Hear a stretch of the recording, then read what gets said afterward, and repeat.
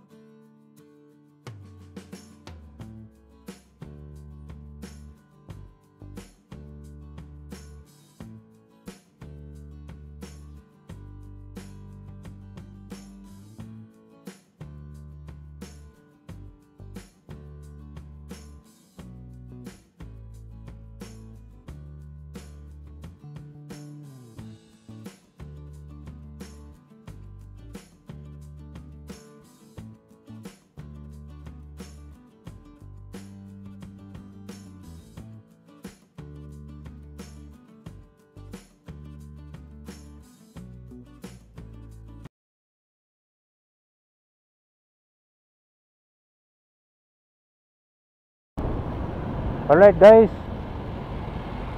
nandito tayo ngayon sa Diokno Boulevard. At ito po yung SM MOA Globe. Nagkaroon na rin ng expansion dito sa harap ng SM MOA. Ito, tapos na siya, oh, di ba? Mas pinalaki na tong SM MOA ngayon. Kaya yung mga namamasyal dito, expect ng pagbabago.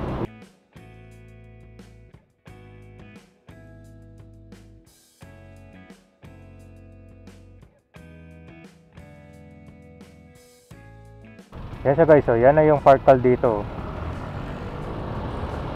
Yan yung palang BGC High Street. Ito na guys, kakanan na tayo dito.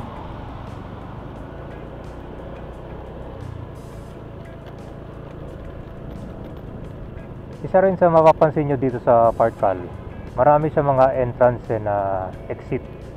Dahil dito, pinopromote nila yung walkability and pedestrian mobility. Ito yung literal kabayan na naglalakad ka lang dito, nakapasal ka na, di ba? Kumbaga hindi mo na kailangan pumasok dito. Parang sa mga loob ng mall, dito pa lang sa labas pwede ka na.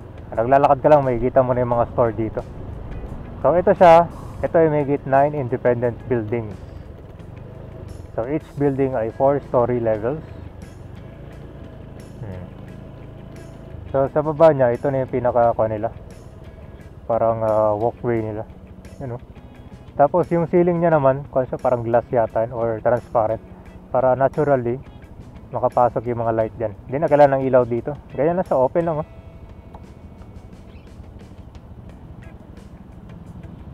Tapos yung bawat building dito ay merong footbridge na nagko-connect dito. So literally hindi mo na kailangang bumaba pa dito. And then, meron na rin ditong waiting area. Ewan ko lang kung magkakaroon ba ng mga shuttle bus o yung mga free rides para galing dito, pwedeng pumunta ng MOA, di ba? Kasi medyo malayo din kung lalakarin mo.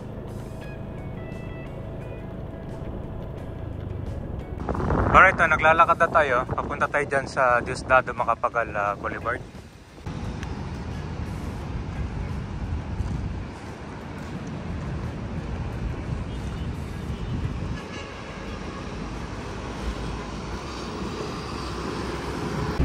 Okay, nandito na tayo sa Diosdado. Yan po yung City of Dreams. So dito yung pinaka-entrance nitong parkal. Literally, may kita mo dito, di ba? Para sa BGC High Street. Kaya sinasabi kong naglalakad ka lang dito, nakapasal ka na, at higit sa lahat kung meron ka mang bibilin dito, yan, meron na rin mga restaurant na. Pero maganda, oh.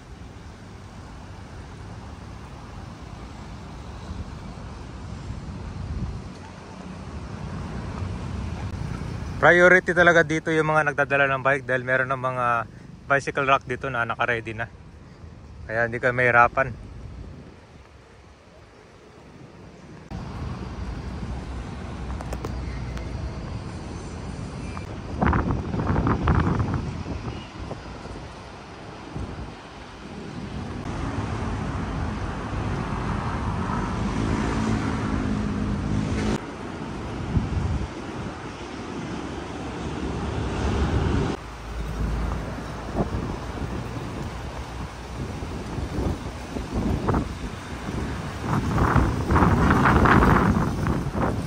Ayos to, mahangin dito. Ito yung natural na kon talaga. Pasyalan. Akit muna tayo dito sa taas.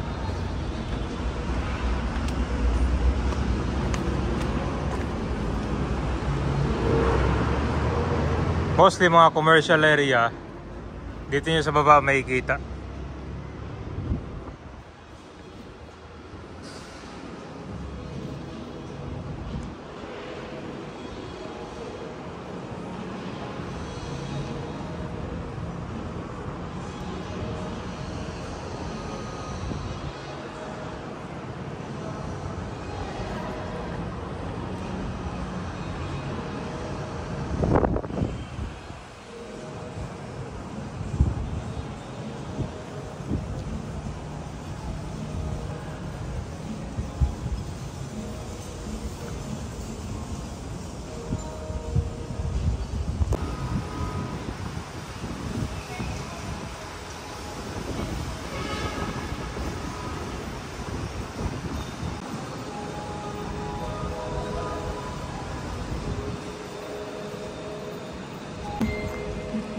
So more mga establishments pa palang abangan natin dito.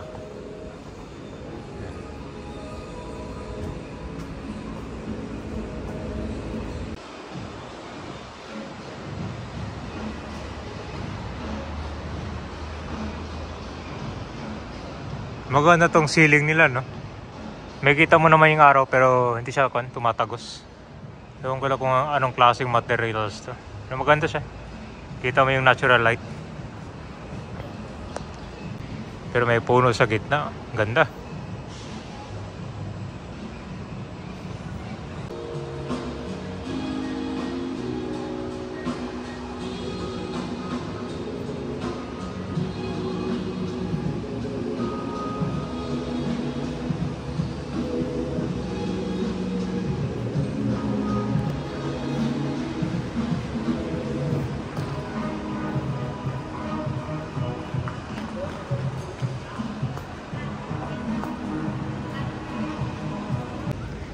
Isa rin sa mapapansin nyo dito, yung kalsada, kung saan dito rin dumadaan yung mga sasakyan.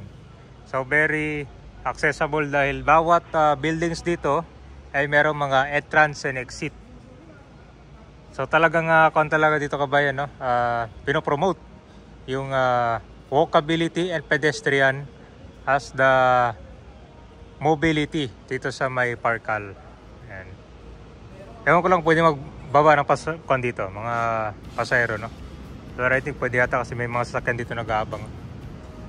So dito, sa pagitan ng kalsada, wala siyang ceiling, open lang. Pero ito lang yung meron, no?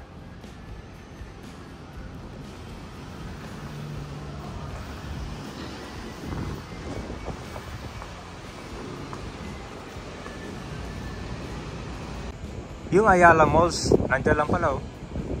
So pwede lang pala walking distance kapag gusto nyo mamasyal naman dyan sa mall. And then, pag sa MOA naman, walking distance lang. Pag gusto nyo mag-exercise dito. Pero at least malapit na, di ba? Kung gusto nyo ma-experience yung mala BGC High Street, pwede kong recommend sa inyo to dito.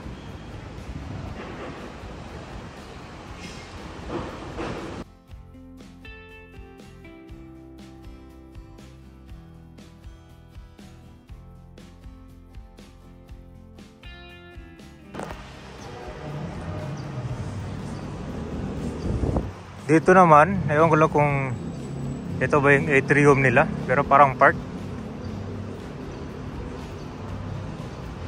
Siguro kung meron mga events dito gaganapin. Ito malapit na to siya sa Jose Diokno Boulevard. Oh, ito yung huling building, malapit na dito.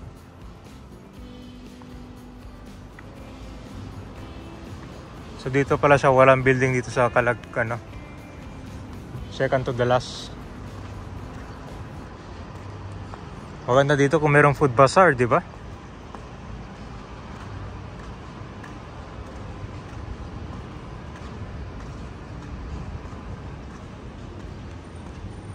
Yung parking nga naman dito meron. Diyan sa harap ng simbahan at saka itong East Ocean.